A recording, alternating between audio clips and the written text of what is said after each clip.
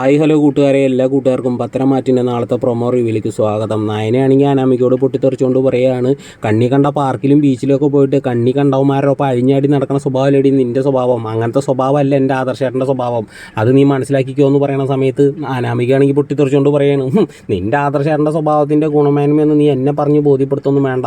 ഈ പറയണ നിൻ്റെ ആദർശേട്ടൻ കല്യാണത്തിന് മുന്നേ ഒരു പെണ്ണിനെ സ്നേഹിച്ചിട്ട് ആ പെണ്ണിൻ്റെ വയറ്റിലൊരു കുഞ്ഞിനെയും കൂടി കൊടുത്തിട്ട് കടന്ന് കളഞ്ഞവനല്ലേ. എന്നിട്ട് അനന്തപുരിയിലെ മുത്തശ്ശനാണ് ഇപ്പോൾ ആ കുഞ്ഞിനെ കൂട്ടി കൊണ്ടുവന്നിരിക്കുന്നത്. ഇത്രയും വലിയ മോശം പരിപാടി ചെയ്ത ഒരാളെയാണ് നീ ഇപ്പോൾ വന്നിട്ട് പുകഴ്ത്തിയിട്ട് എന്നെ കുറ്റപ്പെടുത്തി സംസാരിക്കണം. നിനക്ക് കുറച്ചെങ്കിലും ഉൾപ്പുണ്ടോ എന്ന് ചോദിക്കാൻ കേട്ടോ അനാമിക നയനയോട്.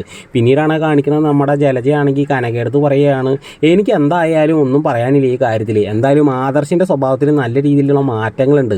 ആദർശിൻ്റെ കുഞ്ഞാവാനാണ് സാധ്യത എന്ന് നമ്മുടെ ജലജയാണെങ്കിൽ കനകയോട് പറയാൻ കേട്ടോ. പിന്നീടാണ് കാണിക്കുന്നത് നമ്മുടെ നയനാണെങ്കിൽ പറയുകയാണ്, ഇതിപ്പോൾ ഇനി ആദർശേട്ടൻ്റെ കുഞ്ഞായാലും വേറൊരാളുടെ കുഞ്ഞായാലും എന്തായാലും DNA ടെസ്റ്റ് എന്ത് അനുകൂലമായിട്ട് വന്നാലും ശരി, ആദർശേട്ടൻ ഞാൻ ഒരു തീരുമാനം എടുത്തിരിക്കുകയാണ്.